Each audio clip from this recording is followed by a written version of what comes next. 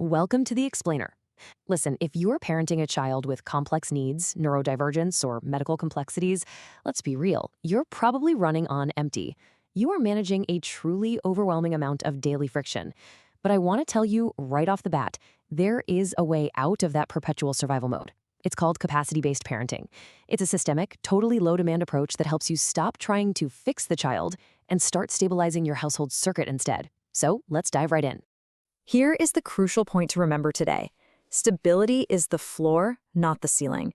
We are absolutely not aiming for some arbitrary Pinterest-perfect day here. I mean, in a complex needs household, a perfect day is usually just a myth, one that honestly only causes shame. So instead, we are looking for the floor.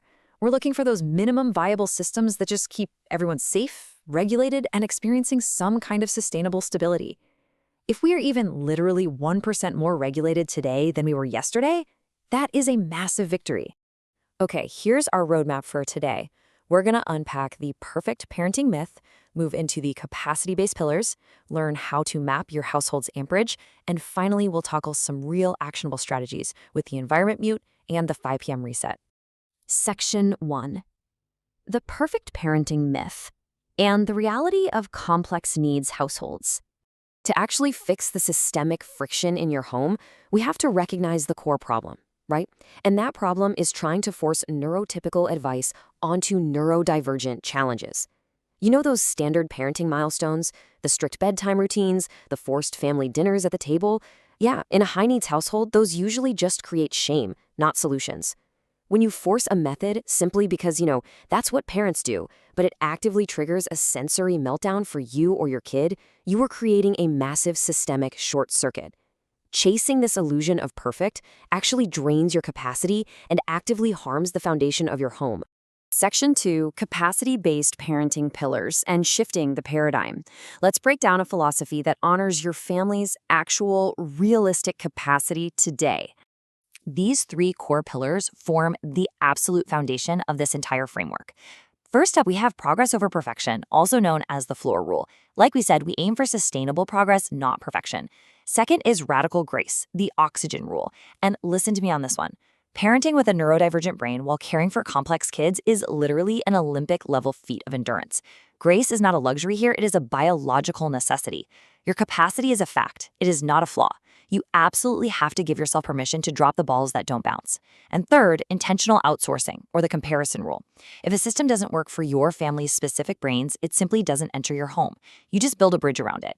Maybe that means eating on paper plates for a week to avoid dishwashing paralysis, or buying exclusively tagless clothing. Whatever works for you. Section 3. Mapping household amperage and finding the systemic leaks. To fix a system, we first need a way to objectively diagnose it. So let's define our key term here, household amperage. This is the current level of sensory noise, executive demand, and logistical friction that is actively draining your family's capacity. Think about the auditory static of a loud TV, task paralysis, or the insane logistical friction of coordinating medical care. Giving this a clinical, objective name like amperage gives you a non-judgmental language to use. It completely shifts the narrative from, wow, I am failing as a parent, to, okay, our household amperage is just currently way too high. Household amperage obviously exists on a spectrum. On one side, we have high amperage, being completely overloaded with sensory noise, or caught in an active crisis tornado. But remember, our goal isn't to magically leap all the way over to being a flawless Zen parent. Our goal is just to step away from that crisis tornado and drop the anchor.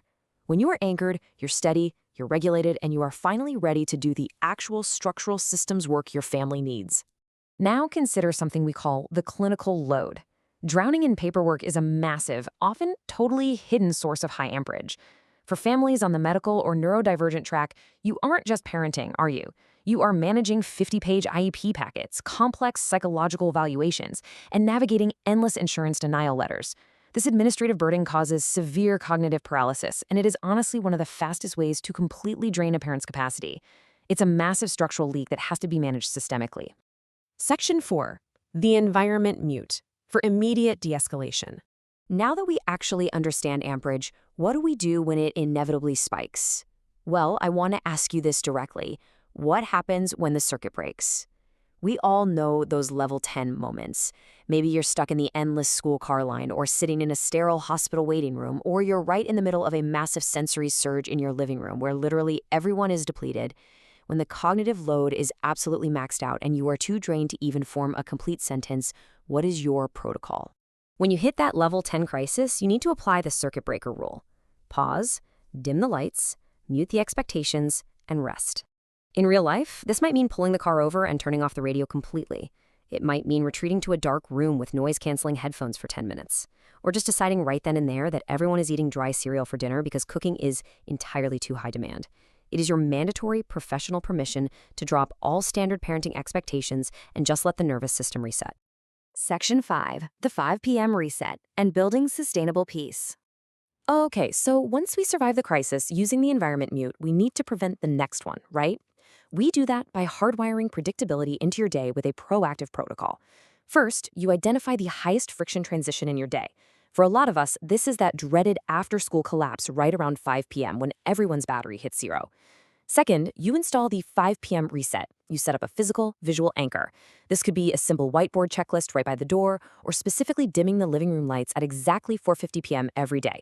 It signals to the brain exactly what is happening next, which massively reduces cognitive load without you having to speak a single word. And third, you do daily recalibrations. Check the system. Did the amperage drop today? Yes? Great. No? Make a micro adjustment for tomorrow. Architecting ease and lowering the demand for peace. That is our ultimate destination here. By muting the noise and hardwiring predictable systems like the 5 p.m. reset, you transition from being stuck in constant survival mode to becoming the architect of ease in your own home. You're actively designing routines that require less parental capacity, creating an environment where sustainable peace isn't just some pipe dream, but your actual daily reality. Well, we've covered a tremendous amount of ground today, and I want to leave you with this one critical question to chew on.